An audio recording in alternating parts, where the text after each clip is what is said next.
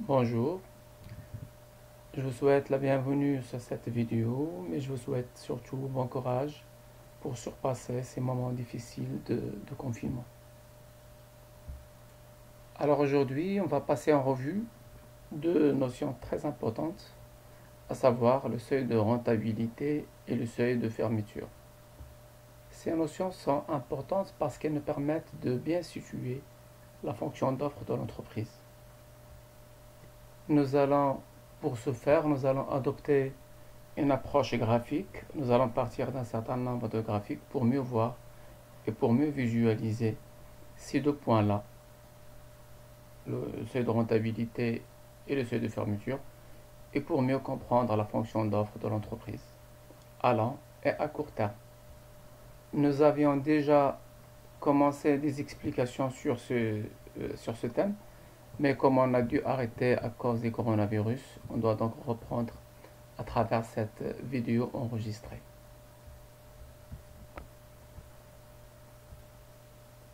Alors, on va commencer par ce graphique qui nous donne des formes standards de courbes de coût marginal, de coût moyen et de coût variable moyen. Alors ici, on a les quantités et à ce niveau-là, on a les prix et les coûts. On va voir.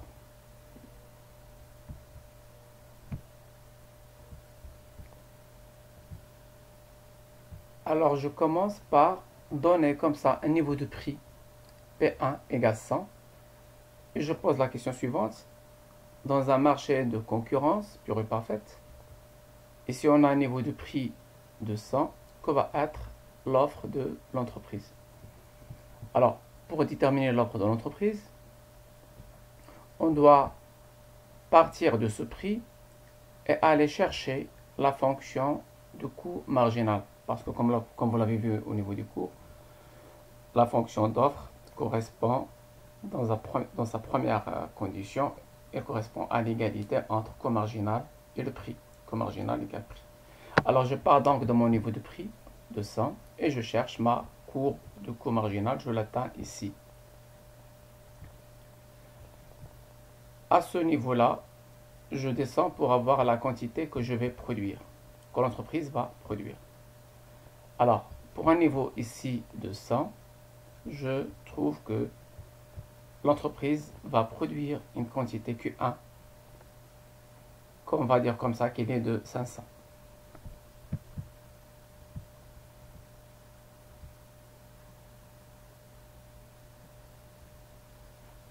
Alors, ici, ce point d'intersection, je vais le nommer coût marginal 1, comme j'ai ici Q1 et là j'ai P1.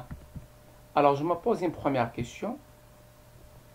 Que représente l'aire du rectangle O, P1, CM1 et Q1?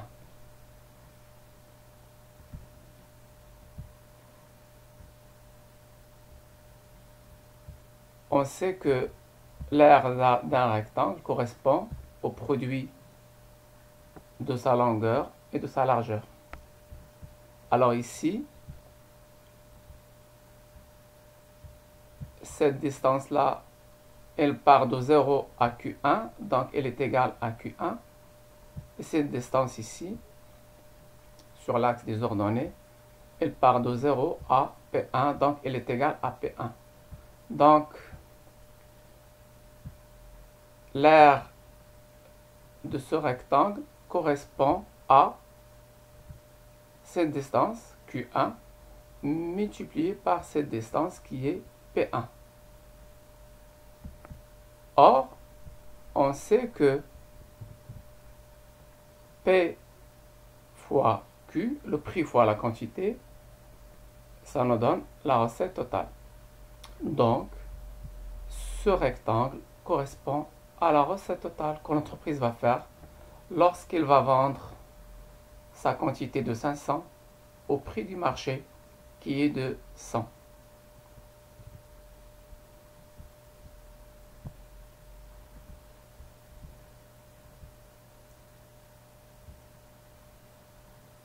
On va maintenant se poser une autre question.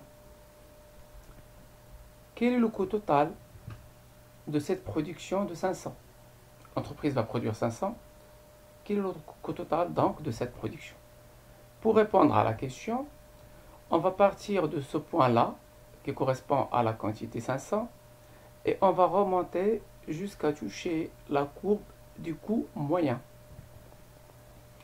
On la touche ici, au niveau du point A, et à ce point A va donc correspondre un coût moyen. On va donner à ce coût une valeur comme ça de 70.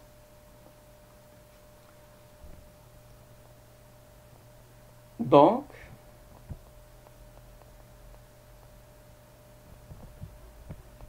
on a cette distance-là qui correspond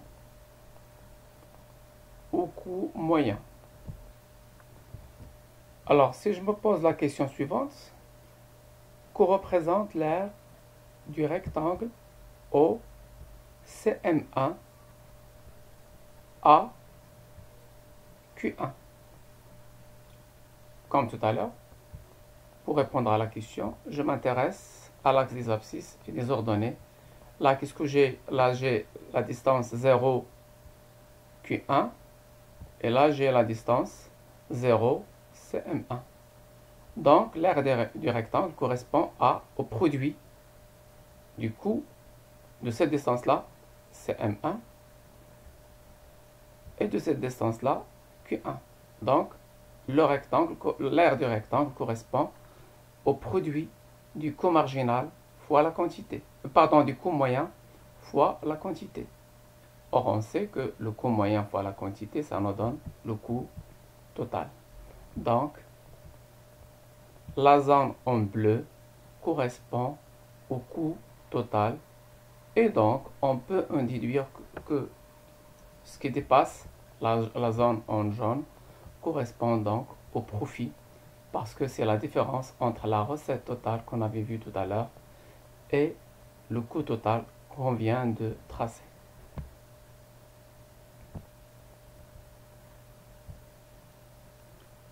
Donc, l'aire du rectangle qu'on vient de voir, le rectangle en bleu, correspond donc au coût total, et l'on découle que le rectangle en jaune correspond donc au profit de l'entreprise pour un prix de 100.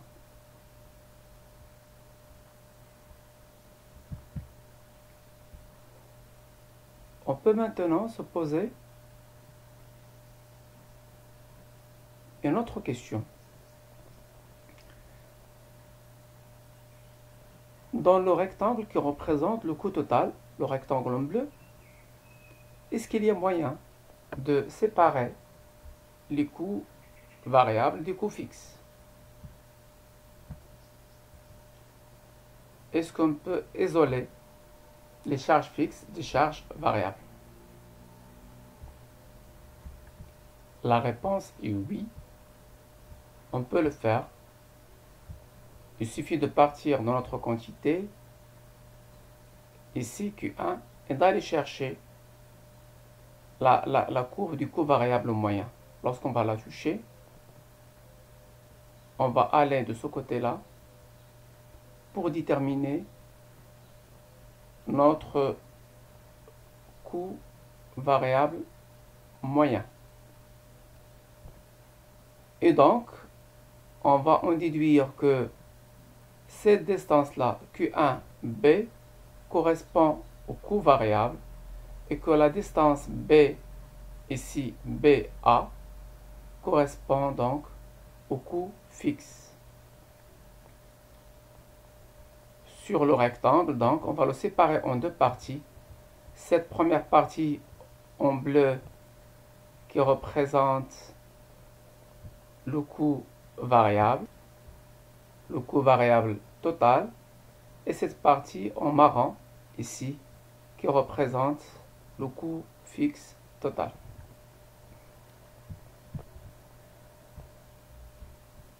Bien. Alors maintenant, on va considérer un autre niveau de prix. On va supposer que le prix du marché est égal à 65. P2 égale 65. À ce niveau de prix, l'offre de l'entreprise va être, comme tout à l'heure, on va chercher à toucher la courbe du coût marginal et on va descendre pour déterminer la quantité. C'est ce qu'on va faire. Donc, on a touché ici la courbe du coût marginal et en descendant, on tombe sur une nouvelle quantité inférieure à celle qui correspondait au prix de 100. Et cette nouvelle quantité Q2 donc, est la quantité que va offrir l'entreprise si le prix du marché est de 65.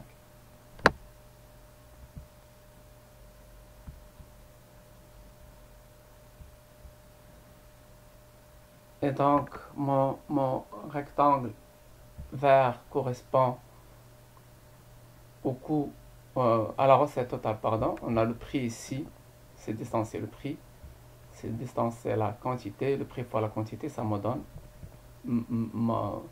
mon rectangle de coût total, de recette totale, pardon.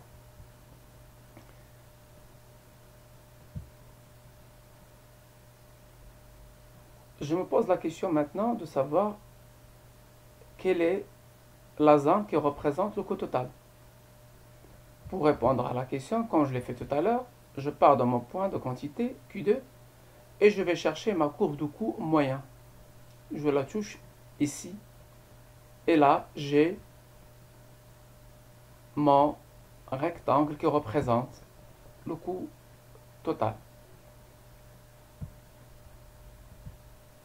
Alors, qu'est-ce qu'on remarque? On remarque que les deux rectangles se superposent exactement et sont exactement de taille égale, c'est-à-dire que la recette totale, à ce prix-là de 65, la recette totale est exactement égale au coût total. Donc, le profit de l'entreprise est égal à 0.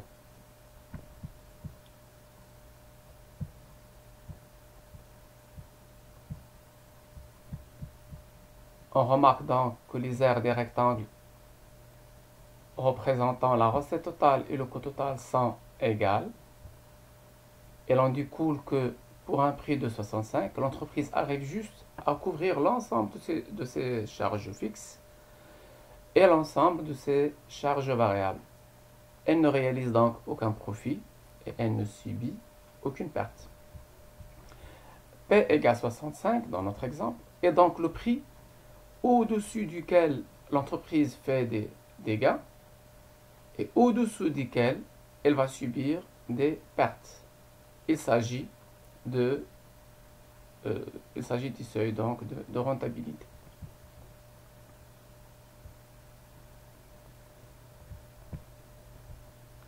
On le voit ici, le prix de 65 représente le seuil de rentabilité parce que c'est le niveau de prix au-dessus duquel l'entreprise va commencer à gagner. Ici, plus le prix augmente, plus l'entreprise va gagner. Et si le prix du marché est inférieur à 65, l'entreprise va subir des pertes. Donc on vient de voir notre premier point important, à savoir le seuil de rentabilité. Il nous reste à voir de manière graphique notre deuxième point, le seuil de fermeture. Et pour cela, on va considérer un autre niveau de prix, ici, mettant P3 égale 40. À ce niveau de prix-là, on a l'offre de l'entreprise qui va être égale à Q3, mettant comme ça 200. Donc, la recette totale de l'entreprise va correspondre à cette zone.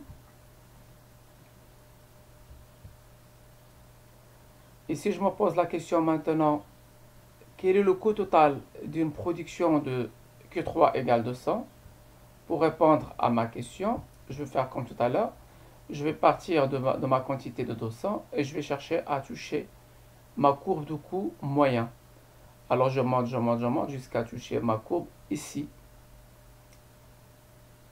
Et j'ai donc un nouveau rectangle bleu qui correspond à quoi? Elle correspond au coût total.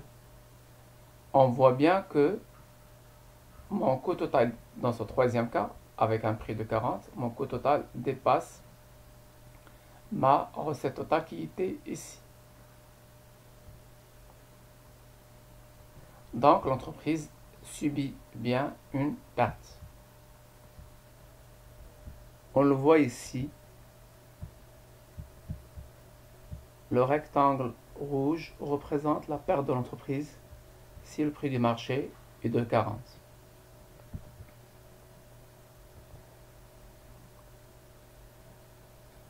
Donc on remarque que avec un prix de 40, l'entreprise ne couvre que ses charges variables ici. Ça, c'est les charges variables jusqu'à ce point d'intersection.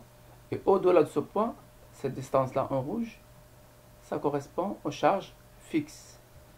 On remarque, je reviens sur ma phrase, on remarque qu'avec un prix de 40, l'entreprise ne couvre que ses charges variables, elle perd la totalité de ses charges fixes.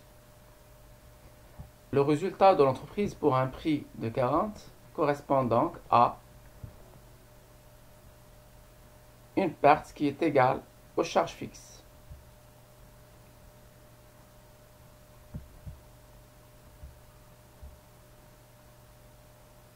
Donc on a ici profit égal moins charge fixe.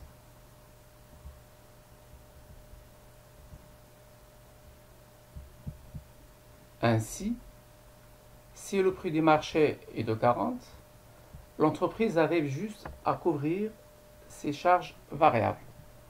Elle perd la totalité de ses charges fixes. Pour tous les prix inférieurs à 40, l'entreprise perd la totalité de ses charges fixes et une partie de ses charges variables. À un tel niveau de prix, plus l'entreprise produit, plus sa perte est grande. Donc la meilleure chose qu'il puisse faire est d'arrêter de produire et doit fermer boutique. C'est pourquoi on appelle ce niveau de prix un seuil de fermeture. L'entreprise n'a surtout pas intérêt à continuer à produire si le prix du marché est inférieur au seuil de fermeture, parce que plus il produit, plus sa perte est grande.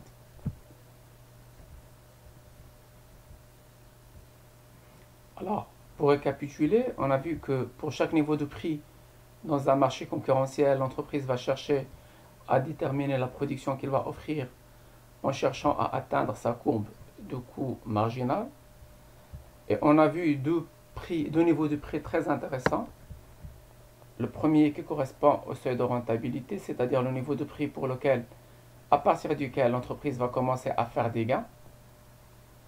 Et on a un deuxième niveau de prix intéressant, c'est le seuil de fermeture, c'est-à-dire le niveau de prix qui permet à l'entreprise de couvrir juste ses charges variables. À ce niveau-là, elle perd la totalité de ses charges fixes. Alors pourquoi ce deuxième niveau de prix est intéressant? C'est ce qu'on va voir dans les diapos qui viennent. Ces deux points étant précisés, on passe maintenant à la question cruciale de savoir que va être l'offre de l'entreprise à court et à moyen terme. Alors ici, en principe, l'entreprise ne devrait présenter une offre au marché que si le prix du marché lui permet d'être rentable. Et on l'a déjà vu, l'entreprise ne commence à être rentable que à partir de ce point-là, qui correspond au seuil de rentabilité. Donc, pour tous les prix supérieurs à 65, l'entreprise va gagner de l'argent. Et pour tous les prix inférieurs à ce seuil de rentabilité de 65, l'entreprise va faire des pertes. Et donc, logiquement, l'offre de l'entreprise va correspondre à cette partie-là de sa courbe du coût marginal qui renvoie à des prix supérieurs au seuil de rentabilité. Donc là, la partie en vert qu'on a ici correspond à la fonction d'offre de l'entreprise. D'ailleurs, dans les calculs que vous faites de manière algébrique, vous dites que l'offre de l'entreprise correspond à deux conditions. La première, c'est que le prix doit être égal au coût marginal. Ça se réalise ici. Pour chaque niveau de prix, on va toucher la courbe du coût marginal. Et la deuxième condition, c'est que le prix du marché doit être supérieur au seuil de rentabilité. Et c'est là. Donc, ça correspond à cette partie-là en vert. Donc, en principe, la fonction d'offre de l'entreprise devrait être située sur cette partie-là. C'est-à-dire la partie de la courbe du coût marginal supérieure au seuil de rentabilité qui est le minimum du coût moyen. Cependant, il peut arriver parfois que l'entreprise se dise: je sais que à court terme, je vais subir des pertes parce que je ne suis pas encore très compétitif. Mais d'ici quelques mois, quelques années peut-être, ça dépend de l'industrie, je vais essayer, je suis presque sûr que je vais être plus compétitif, je vais baisser mes coûts de manière à ce que mon seuil de rentabilité soit inférieur au prix du marché. Et si j'arrive à faire ça, je vais éponger toutes les pertes que j'avais subies durant les mois passés et je vais commencer à faire des gains. Si j'ai donc cette certitude, si l'entreprise a cette certitude, ou du moins si elle a cette ambition, elle peut accepter de faire une offre au marché même si le prix du marché est inférieur à son seuil de rentabilité. Autrement dit, elle va accepter de descendre, de faire une offre, même si le prix du marché se situe dans cette zone.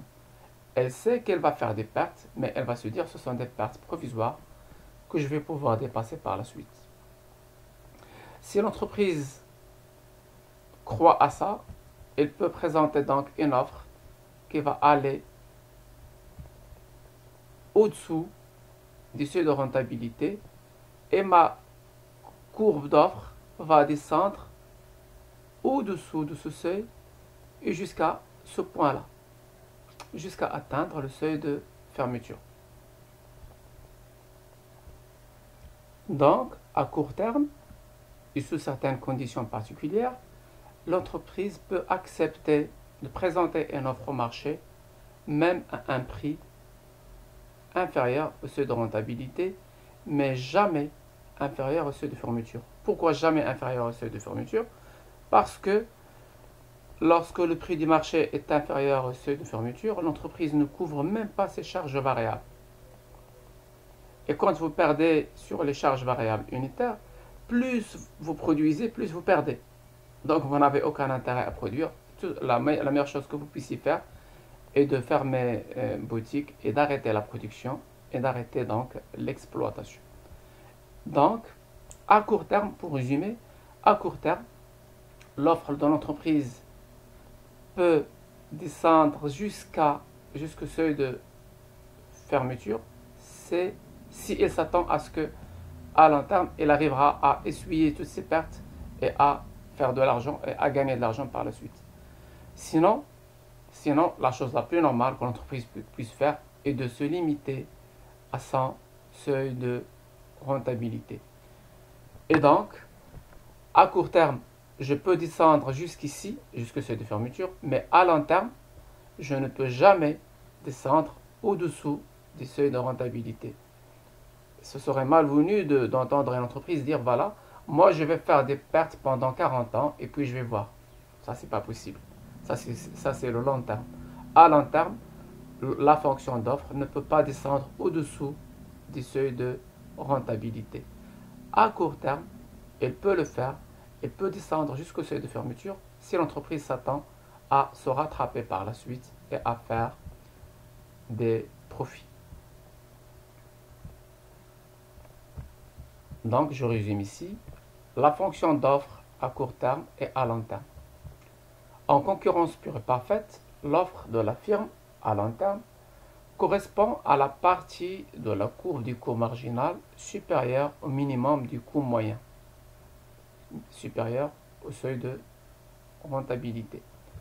La fonction d'offre à long terme donc s'écrit, on a deux conditions. La première, c'est que le prix doit être égal au coût marginal. Cette condition permet de maximiser le profit, on va le voir. Et la deuxième condition, c'est que ce prix-là doit être supérieur au seuil de rentabilité. Supérieur ou égal. Cependant, à court terme, une entreprise peut temporairement accepter de faire des pertes pour pénétrer par exemple un marché. Elle peut donc présenter une offre au marché même à un prix inférieur au seuil de rentabilité. Ce prix ne doit toutefois en aucun cas être inférieur au seuil de fermeture. En effet, en deçà du seuil de fermeture, l'entreprise ne couvre même pas ses coûts variables. Elle doit donc arrêter son exploitation, elle doit fermer. Donc, à court terme, la fonction d'offre se présente comme suit. Première condition, le prix doit être égal au coût marginal. Et la deuxième condition, le prix doit nécessairement être supérieur ou égal au seuil de fermeture. Alors comme ça, cette vidéo prend fin. Je vous remercie et à la prochaine.